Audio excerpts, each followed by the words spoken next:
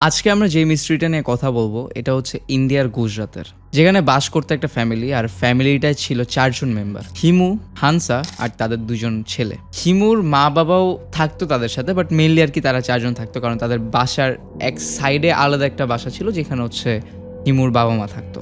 তারা খুব ছোট একটা গ্রামে থাকতো যেটার নাম ছিল হচ্ছে ভিনচিয়া। তাদের মেইন সোর্স অফ ইনকাম ছিল হচ্ছে এগ্রিকালচার। তারা যে সব জিনিস চাষ করতো সেটা বেচে আর সেইটাই খেয়ে তাদের মেনলি হচ্ছে লাইফ চলতো। প্লাস হচ্ছে তাদের কিছু পশু ছিল, ডোমেস্টিক অ্যানিমাল, গরু, ছাগল, এগুলো ছিল যেগুলো তারা ইউজ করতো আর কি ইনকাম সোর্স হিসাবে। তাদের ভিলেজ অনুযায়ী, তাদের লিভিং স্ট্যান্ডার্ড অনুযায়ী তারা অনেক ভালো একটা পর্যায়ে ছিল। আচ্ছা, আমি কাহিনীর মাঝখানে একটা ওয়ার্নিং দিয়ে নিই। This video has sensitive contents, sensitive বিষয় নিয়ে আমরা কথা বলবো। So if you are not mature enough, please এই ভিডিওটা দেখবেন না। এই স্টোরিটা হচ্ছে গত বছরের এপ্রিলের, 2023 এপ্রিল। তাদের ইন টোটাল জায়গা ছিল হচ্ছে 3টা ক্ষেত ছিল তাদের, যেখানে তারা জমি চাষ করতো। তাদের বাচ্চারা পড়তো সরকারি স্কুলে, আর তারা ইন জেনারেল খুব ভালো ছিল। হিমু আর হানসা হচ্ছে পূজা করতো, তারা অনেক ধার্মিক ছিল, পূজা করতো। তো বাচ্চা কাচ্চাও পূজা করতো তাদের সাথে ডেইলি সন্ধ্যায়। তাদের ওইখানে প্রত্যেকটা বাসায়, বেশিরভাগ বাসা ছিল হচ্ছে মাটির, আর প্রত্যেকটা বাসায় গরু রাখার একটা জায়গা থাকতো। তো মানে আশেপাশে সবারই আসলে লাইফটাই চলতো আসলে এগ্রিকালচার আর এইসব গরুর খেয়াল টেয়াল রেখে। হিমুর ভাইও ওই জায়গাতেই থাকতো, ওই ভিলেজেই থাকতো। আর হিমুর ভাই হচ্ছে হিমুর যে ছেলে বাচ্চাগুলো ছিল তাদেরকে অনেক বেশি পছন্দ করতো। তো একদিন হিমু প্ল্যান করে যে তারা হচ্ছে তার বাচ্চাগুলোকে ওই তার ভাইয়ের বাসায় দিয়ে আসবে। তো একদিন তারা এই প্ল্যান করে। তো এখানে হিমু আর হানসা সুন্দর মতো ক্ষেতের মাঝখান দিয়ে হেঁটে হেঁটে যায় তার ভাইয়ের বাসায়। তার ভাইয়ের বাসাটা মোটামুটি পাকা ছিল আর কি, সবারটা মাটির বাসা ছিল, বাট তার ভাইয়ের বাসাটা পাকা ছিল। তো এখানে তার ভাইয়ের বাসায় নিজের ছেলেদেরকে ঢুকায় দেয়। তারপরে তার ভাইয়ের সাথে দাঁড়াদাঁড়ি ওখানে কথা বলে। মেনলি তাদের কথাগুলো খুব বেসিক লেভেলের ছিল, যে চাষাবাদ কীরকম চলতেছে, পশু প্রাণী কীরকম আছে, এগুলো নিয়ে তারা কথা বলে। তারপরে হানসা আর হচ্ছে হিমু বাসার দিকে চলে আসে। আর আরেকটা কথা বলে নি, তাদের বাসা ছিল এক সাইডে, মাঝখানে অনেক বড় ক্ষেত, আর ক্ষেতের একেবারে লাস্টের দিকে একটা দেয়াল ছিল, যে দেয়ালের সাথে তারা বাঁশ দিয়ে একটা টেন্টের মতো বানাইছে।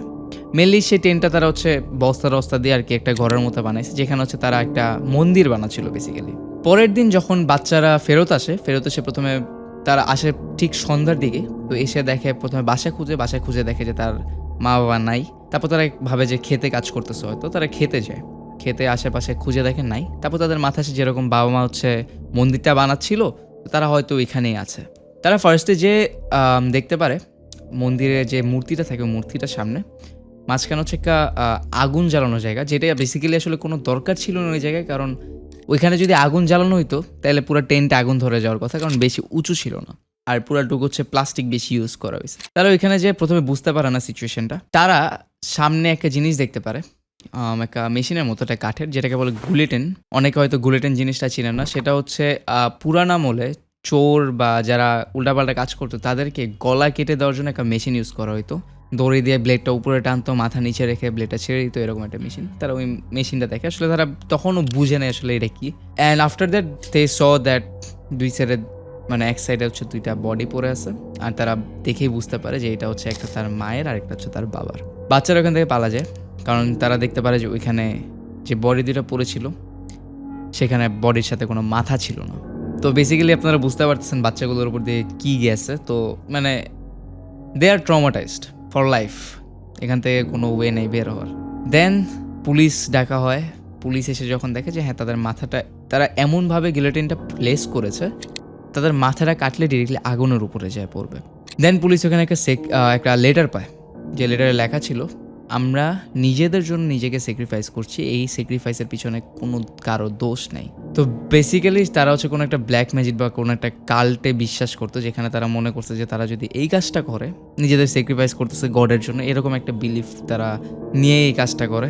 বেসিক্যালি একটা কুসংস্কার। তো হ্যাঁ, তারপরে যখন লেটারটা পাওয়া যায়, তারা এটাও লেটারে লেখা ছিল, আমার বাচ্চা কাচ্চার কেউ খেয়াল নিও, আর হচ্ছে আমার মা বাবারও কেউ খেয়াল নিও, এরকম জিনিস লেখা ছিল।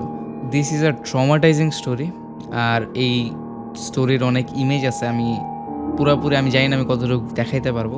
If you are going through something, যদি আপনি মেন্টালি ঠিক না থাকেন, প্লিজ সিক হেল্প। আমি অনেকগুলো ভিডিওতে এরকম বলি। আর হ্যাঁ, that's it for today story. I will see you guys in the next video.